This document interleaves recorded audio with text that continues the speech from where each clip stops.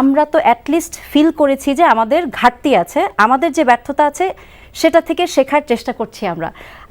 এরকম একটা বিষয় ওনারা কি এরকম ট্রায়াল অ্যান্ড এরর টাইপের স্টেটমেন্ট দিতে পারেন কিনা, কতখানি বিষয়টা হলো যে এটা একটা অভ্যুত্থানের পরে সরকার, বিপ্লবী নাই বা বলেন, এখানে ট্রায়াল এররের স্কোপ নাই। উনি বুঝতে পারেন নাই, উনি লিপ, ওনাকে চলে যাওয়া উচিত ছিল। এই কথা না বলে ওনাকে চলে যাওয়া উচিত ছিল। 3 মাস পরে তাদের কেন দেখতে গেল? 3 মাস পরে যখন তারা রিভোল্ট করেছে, তারা রাস্তা ছাড়বে না, এই করবে না, সেই করবে না, তখন গেছে তাদের নিজেদেরকে সেভ করতে। তো 3 মাস পরে এদের কি চিকিৎসা দিবে বলেন? তাদের যা হবার ঘটনা, দুর্ঘটনা হয়ে গেছে, তাদের কারো পা নাই, কারো হাত নাই, কারো চোখ নাই, যা ঘটার ঘটে গেছে। হ্যাঁ, এখন তাদের বিদেশে চিকিৎসা নেন আর সাদে চিকিৎসা করেন, কোনো কাজ হবে না। তা আপনারা কেন সরকারে আছেন? এটা কি বিপ্লবী সরকার হলো? এখন যা বলতেছেন অ্যাটলিস্ট আমরা বুঝেছি, অ্যাটলিস্টের কোনো শব্দ নাই। তাদেরকে বুঝতে হতো, বোঝে নাই, 3 মাসে বুঝছে, অ্যাটলিস্ট বুঝেছে, অ্যাটলিস্ট, তারপরেও বোঝে নাই, অ্যাটলিস্ট বুঝেছে। এই জন্য ওনাদেরকে কৃতজ্ঞতা প্রকাশ করতে হবে। এই সরকারের তো এরকম লোক দরকার নেই। এখনও আমি বলবো যে কথা, এখনও কিন্তু যারা মুভমেন্টে ছিল, আন্দোলনে ছাত্ররা অগ্রভাগে ছিল, পিছনে যে সমর্থক ছিল, আপনি লক্ষ্য করেন 10 তারিখে শেখ হাসিনা বলছিল ট্রাম্পের ছবি, অর্থাৎ ট্রাম্পের অনুভূতিতে নাড়া দেওয়ার জন্য, পক্ষে আনার জন্য বলছে ট্রাম্পের ছবি নিয়ে আন্দোলন করতে। 10 তারিখে জমায়েত হওয়ার কথা ছিল। সেটাকে কিন্তু সব দল, ছাত্রদের সাথে সব দল কিন্তু অংশগ্রহণ করেছে, অর্থাৎ আন্দোলনে যারা অংশগ্রহণ করেছে তারা ওখানে ছিল। এটার দুটো দিক আছে। একটা হলো সব দলই মনে করে যে এই সরকার কিন্তু এমন হয়ে গেছে, না ঘরকা না ঘাটকা, এটাকে ধাওয়া দিলেও সমস্যা, ফেসিবাদ এসে পড়ে, আবার না ধাওয়া দিলেও তো সমস্যা, এমন অবস্থা পড়ে গেছে। কারণ তারা তো কিছু করতে পারছে না, আবার চেয়ারও ছাড়তেছে না, আবার যাদেরকে নিচ্ছে সব ডিসপিউটেড লোক।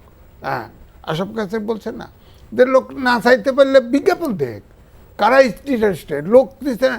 এরা আসলে ব্যক্তিগত পছন্দ অপছন্দের লোক উপদেষ্টা বানাচ্ছে, যোগ্যতা বাপাত হচ্ছে না।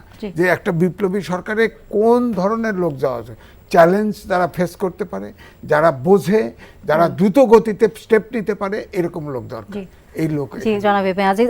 আশরাফ ভাই, লাস্ট 1 মিনিট আছে, আপনি যদি কিছু অ্যাড করেন এখানে। দেখুন, আমরা ম্যানেজমেন্টে শিখেছিলাম আপনি আপনার চেয়ে যোগ্য লোককে আপনার টিমে নেবেন, তাহলে টিমটি বেটার করবে। এরা কিন্তু সরকারে ঠিক উল্টোটা করছেন, তার চেয়ে অযোগ্য লোক খুঁজে বের করছেন, অনুগত লোক খুঁজে বের করছেন, যাতে করে তাকে চ্যালেঞ্জের মুখে পড়তে না হয়।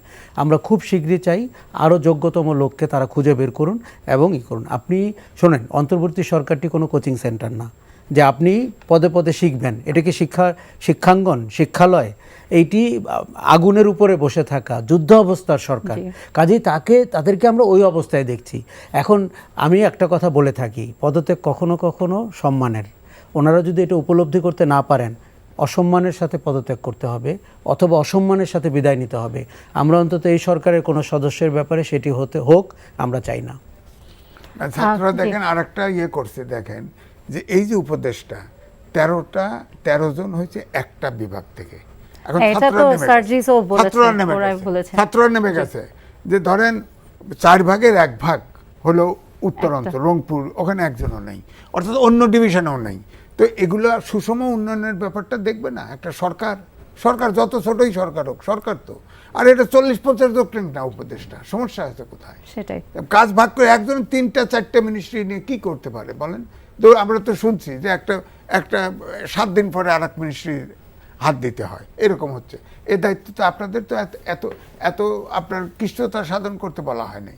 বিপ্লবী সরকার বিপ্লবী চরিত্র ধারণ করেন, আর না হলে গ্রেপ্টে আপনার যার প্রফেশন। আমি শুধু এক লাইনে বলি, তাদেরকে মাথায় রাখতে হবে তাদের চ্যালেঞ্জটা কি। চ্যালেঞ্জটা হচ্ছে পতিত আওয়ামী লীগ সরকার, এবং আপনি জানেন তার অর্থ রয়েছে, অস্ত্র রয়েছে, কর্মী রয়েছে, ভারতের সমর্থন রয়েছে, শেষ যুক্ত হয়েছে ডোনাল্ড ট্রাম্প।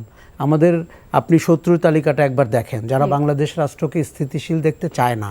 সরকারটি তো আমাদের মানে আইনানুগভাবে যারা দেশটা পরিচালনা করতে পারেন, আমাদের বাইরে অনেকে অনেক কথা বলতে পারি, কিন্তু প্রশাসনিক ক্ষমতা তো আমরা তাদেরকে দিয়েছি। কাজে তারা যদি এই উপলব্ধি থেকে কাজ না করেন এবং তারা যদি মানুষের পালস বুঝতে না পারেন, তাদের জন্য খারাপ সময় অপেক্ষা করছে।